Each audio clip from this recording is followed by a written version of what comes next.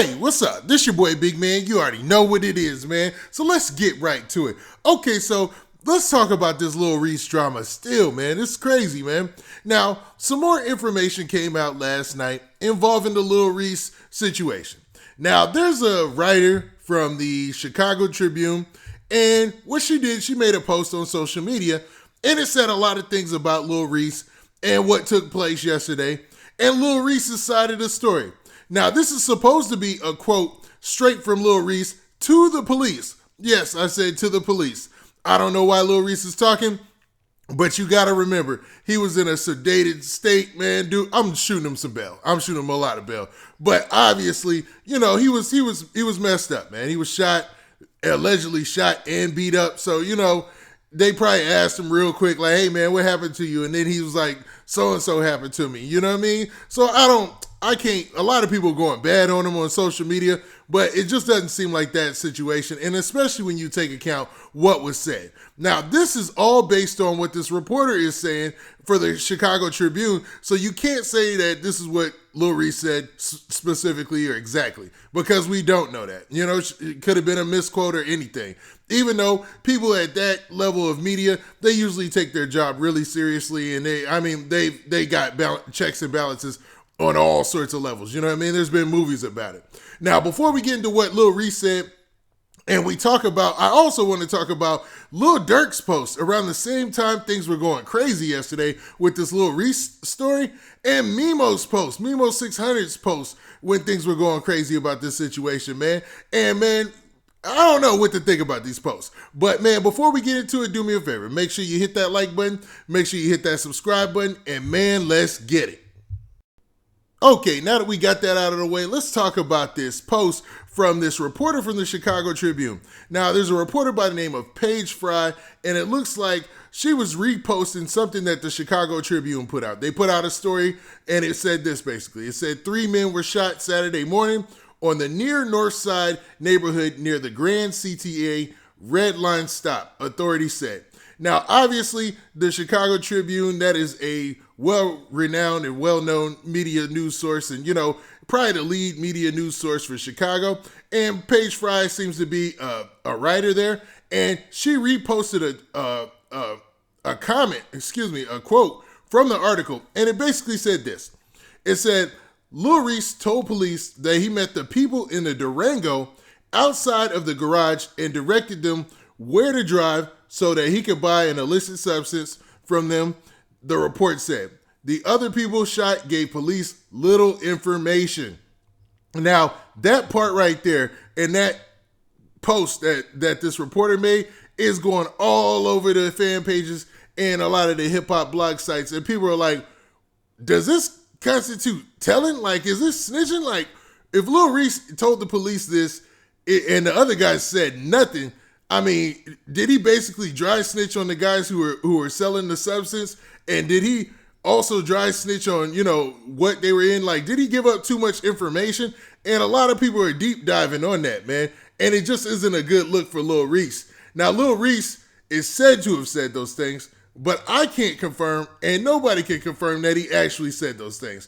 Because don't get it twisted. News reporters and news reports have gotten stories or quotes wrong before.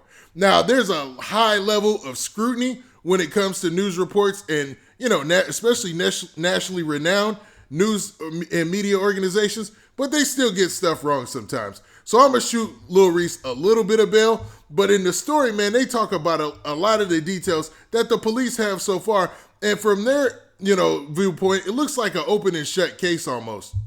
Hey, what's up? This your boy Big Man, and I know you're enjoying this video, but make sure you go and you follow me on social media platforms like Instagram, and also go to my Twitter page and make sure you hit that follow button there so you can get the latest and greatest updates of when I'm dropping my videos. And man, don't forget to hit that like button, hit that like button, hit that like button so we can spread this video around, and we trying to get 2,000 likes, so run them likes up. All right. Okay, so let's look at the report from the Chicago Tribune. Now, it says this, man. In the report, I'm going to go down, and it says this. It says, in a media notification, police said no one was in custody in the shooting. So far, nobody has been arrested. Now, before the shooting occurred, a man reported to police that his Dodge Durango was stolen, the report said. The man had a GPS tracking device on the Durango that showed the vehicle was in the downtown area. His father found the Durango in the Grand Plaza parking garage, 32 West Grand Ave, on the 3rd floor. While the father tried to detain the people inside the Durango, someone came out from somewhere and opened fire into the Durango, causing it to hit a pillar.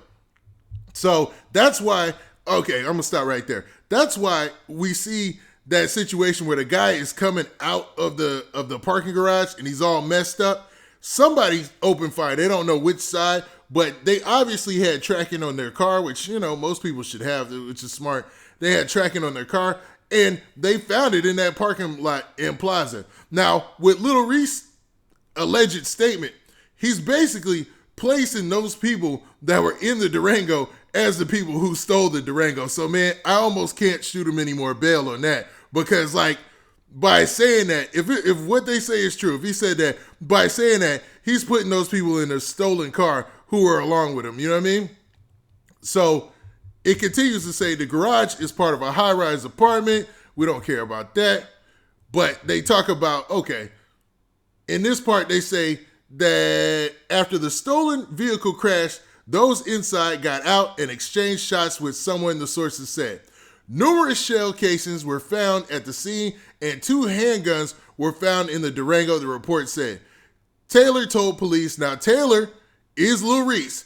Taylor told police that he met the people in the Durango outside of the garage and directed them where to drive so he could buy a substance from them, the report said. The other people who were shot gave police little information. So that's that same quote that the reporter posted on social media. Okay, and it looks like it goes into detail about that video that's circulating where Lil Reese is looking bad, you know what I mean? Now, in the report, it says this. It says a graphic video circulating on social media appears to show part of the aftermath of the shooting. The woman filming the vertical video and a man off camera are heard yelling at a man wearing a hoodie and navy pants that appears to be stained with blood, walking out of a parking garage, and another man lying against the wall behind a barrier. Now, this is the video.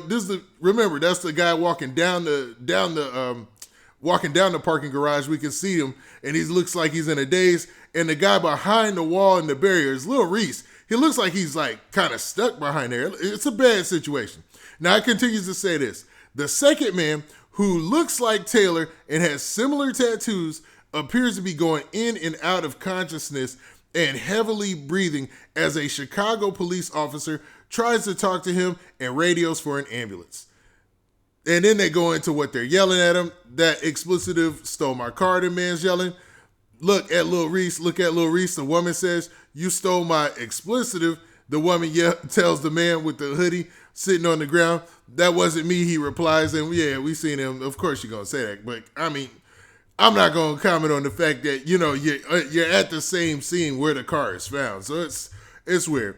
Now, in this report, they go into talking about, you know, Lil Reese's peppered past as far as him being in and out of, you know, different type of situations. He had this shooting situation where he was already critically wounded back in November 2019. Then they talk about how he got into the rap game in 2012, you know, with the burst out hit, I Don't Like, with Chief Keef, you know what I mean? Which landed at #1 or something like that on the Billboard charts. And they talk about his association with King Von and all that, right?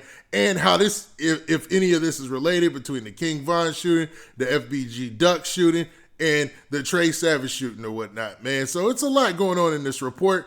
And, man, it seems like they got their ducks in a row. So, I don't know, man. It looks like, from Lil Reese's point of view, I wouldn't consider this telling, but it does seem like, man, he gave up a lot of information. Now, what's interesting is, and I know this video is going rather long, but, man, Lil Durk and them's response. Now, you don't see Lil Durk and those cats talk to Lil Reese much on social media anyways, right? Well, it looks like Lil Durk sent a subliminal or something at I can't say it's at Lil Reese, but for some reason, at the very same time this thing was going wild, he posted this right here. At the very same time things were going wild with Lil Reese and the news had broke, Lil Durk posted this, Should've Ducked. Now, for those of you who don't know, Should've Ducked was a single with Lil Reese and Pooh Shiesty, and the title is self-explanatory. Now, is this a sneak diss at Lil Reese or not? It just seems a little odd. Now, what seems even crazier is Memo reposted this and said this right here. Memo reposted it and said this. He had brains blown emoji, fire emoji, and he added Lil Durk and said smirk with a cold face. And for those of you who don't know, Smirky-O, Smirk, that's one of Durk's aliases. And he just put smirk with a cold face. Now, is this a diss at Lil Reese or not? I don't know, man.